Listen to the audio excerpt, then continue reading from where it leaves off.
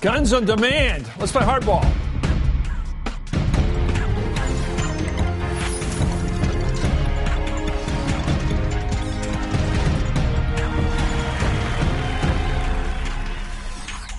Good evening. I'm Chris Matthews in Washington. Let me start tonight with this. In Connecticut, at least, they know the value of human life. Today, the governor of that stricken state signed a law dealing with assault weapons, magazine capacities, and background checks, all matters that should be dealt with countrywide.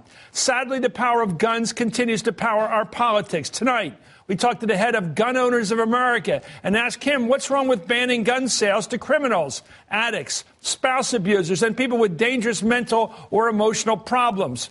Better question, why would anyone want anyone selling guns to such customers? Cutting to the heart of the gun debate tonight. Let's get at it. Donald Williams is the president of the Connecticut State Senate, where today some of the strongest gun control legislation in the country was signed into law. Sir, what is the message from Connecticut to the country, Senator?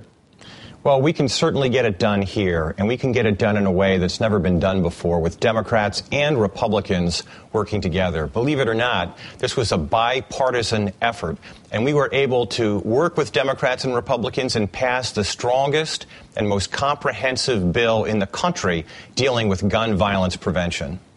What do you think is the importance of background checks? It's one of the features of your legislation. You know, it's critical.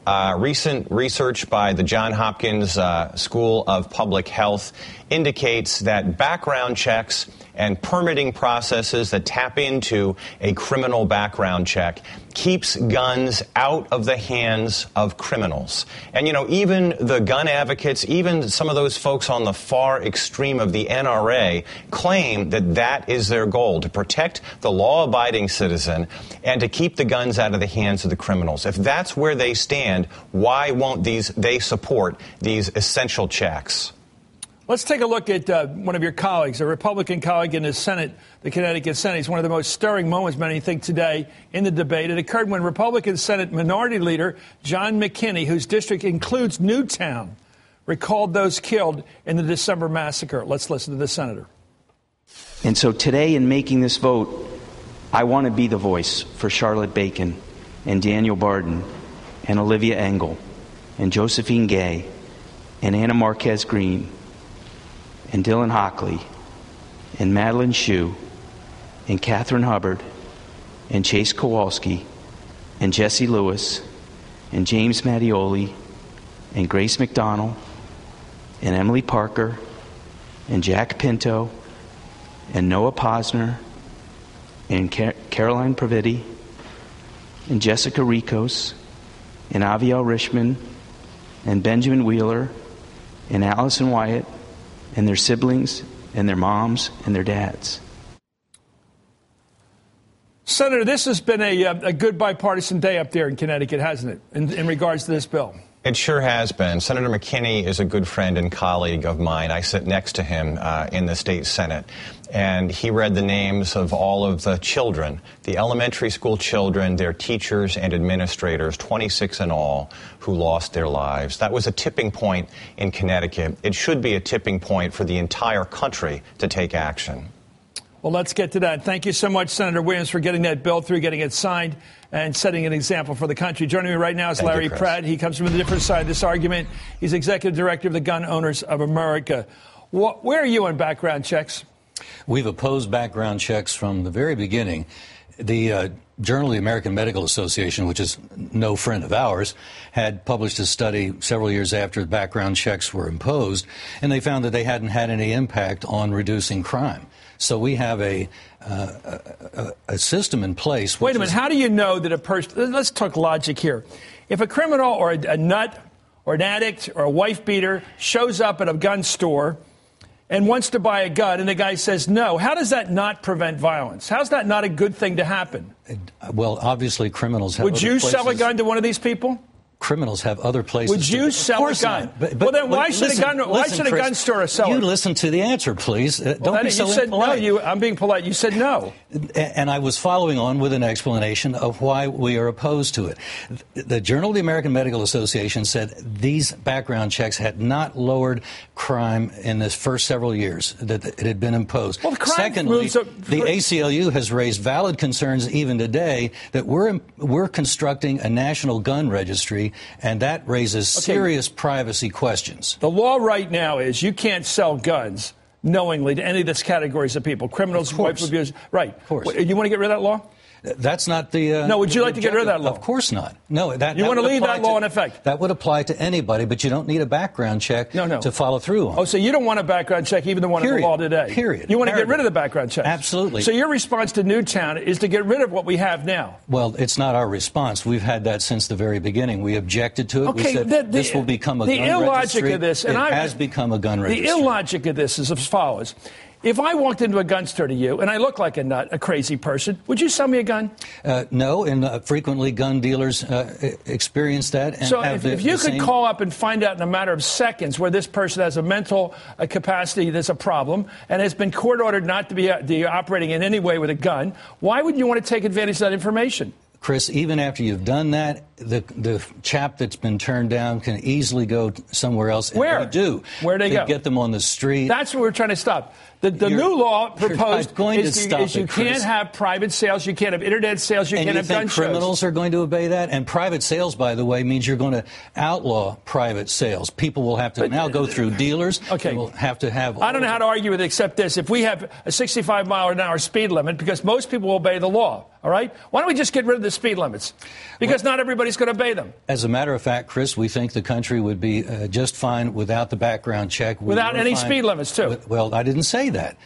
You're making... No, but I'm arguing from your argument. Your argument says because some people can get around this, therefore don't try to stop it. Because they do, and then the risk to the good guys of the gun registry and the abuse of the data that can be... Okay, let's start with this. And we have why is there an abuse? Why is it bad for the government of the United States to maintain information on people that are criminals, wife beaters, addicts, or otherwise threats to society, or are under some sort of restraining order, so they don't get access to firearms? What's wrong with that? They're going to get access to firearms anyway. If they have a criminal intent, they're going to do it. They have done it. They do it all along. And so what you're saying is you're okay with a national gun registry. No, I'm not. I never said that. Well, that's what we're doing with this national background instant check, which, by the way, isn't always that instant. A lot of times... Do we have a national registry right now? We have a substantial part of it because we know that when a dealer enters a portal through his internet access to get a background check, he gets an information sheet that says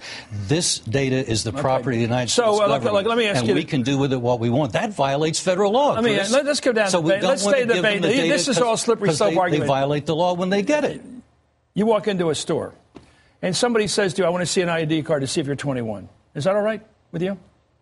I don't have a problem with that. Okay. So somebody walks to the store in order to protect the store, so he doesn't sell to a criminal. He wants to know, a store owner, whether I'm selling to a criminal or not. Isn't it helpful to have him access to check and see if this person is a felon or not? What's wrong with that information? And, if he stopped there, he'll go somewhere else to get it, or he'll do what the GAO did a number of years ago. Okay. He'll get a false ID, and he'll I've had you on, but there's something really ideological about this because it doesn't make any sense to me. If I'm a good guy, I go to church on Sunday or synagogue, and I want to be a good person. I don't want to sell a gun to a nut, a criminal, or wife beater, somebody on a restraining order. How can I avoid doing that? If Joe Smith walks in the door, eyes wide open, I want to buy a Bushmaster, what am I supposed to do? Just sell it to him? Chris, you're assuming that if you stop him at one point, he's forever stopped. No, I didn't say that. Well, yes, you are. That's like, no, police officers... Because he's going to go elsewhere and get the gun. That's what criminals have done. That's what they are doing. Why do we have squad cars in big cities where you have tough crime neighborhoods, some places when they can't be anywhere? Because they help to deter. You would say don't have any squad cars, any police, because you can't stop all crime. What kind of argument is that? As a matter of fact, what deters even more is when you have an armed person that's the potential victim. We have found that, for instance, in Northern Virginia, where Gun Owners of America is, we have a murder rate of 0.3 per 100,000. There's all kinds of reasons why murder rates differ. But you come over here to the District of Columbia, it's 30 times higher. And do you think they make the guns here in Washington? And it's almost Wait a minute, where's impossible. Give me the name and address of a gun. Give me the name and address of a gun. Why do the guns wait to come over to Because people have criminal intent and they want a gun. and they get a gun. I see. I thought the guns were just waiting to get over here. Now, let me ask you this. Where are the gun manufacturers in Washington, D.C.? Just name the place where it's made here. These guns aren't made here. They're not made here. Of they course. come in here. Doesn't that show you how foolish Let me ask you, I'm going to go are? back to my moral question, which may work with you or not. If you're a moral gun salesman, do you want to sell to criminals? I don't think anybody wants to sell. Well, then how do you help a person not sell to a criminal? We're not helping. How do you help a gun merchant from not selling to criminals? Because the criminals are not being thwarted. So in other words, trade-off has guns been on demand. A national gun registry, okay. And that's unacceptable. So your argument is guns on demand. You walk in this store, I'm a citizen, you got to sell me that gun. I don't care how crazy I look, you got to sell me that gun. That will actually not impair the ability to handle crime. You don't have a good argument. You know what? Let me tell you how you argue. Let me tell you how good your argument's doing. All you want is control. You want to know who the gun owners are. I'm a pretty libertarian guy on this. After Katrina, let me give you some numbers here. So we don't trust people like you. Do you trust? Let me read. This is a Lewd Quinnipiac bill. Just came out to see how well your argument's working in this country. Except with congressmen and senators, you can intimidate. Do you support or oppose requiring background checks for all people who buy guns? 91% of people support background checks. 88% of Republicans, 96% of Democrats, 90% of independents, 88% of men, 94% of women, 91% of white Americans, 94% of black Americans, 90% of Hispanics. You're not winning your argument. As a matter of fact, they all want background checks. That poll is about as valid as a $3 bill. Why is that? They had said that something like 85, 90% of NRA members and Gun Owners of America members wanted the background checks. We polled our members. Well, we just took you say this poll's no good. I'm saying it's no good. Okay, I'm saying it's as good as a $3 bill. Because the same people that are telling us 90%, we found it's 4%. NRA found it's 5% among their members. So people every poll we get keeps saying the same thing, but those people are lying. If you set the poll up so that you get a certain outcome, then you're going to get a certain outcome. I go back to my question. Would you like to sell a gun to a felon? I wouldn't like that. You wouldn't. You hedged there. Would you do it?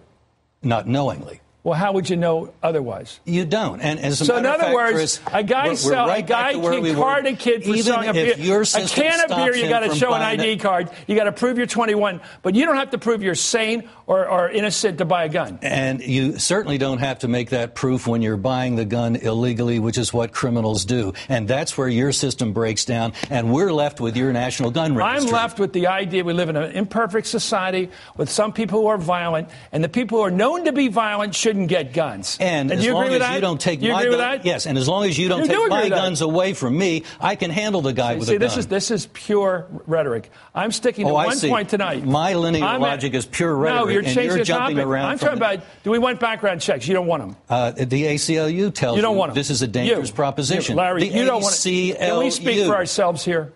Can you take an answer other than forcing one? No, I want to know, Larry Pratt, where do you stand on background checks? I told you where I stand. Are you against background checks? From the very beginning, Chris. You're against the ones we have now. Because we don't trust people like you. Okay, thank you. Actually, a lot of people do. They're watching. Anyway, thank you, Larry Pratt. You've explained yourself perfectly. You're against all background checks. Coming up, the Aryan Brotherhood of Texas, the district attorney and the assistant DA prosecuting them in Kaufman County, Texas, and the DA's wife have all been murdered.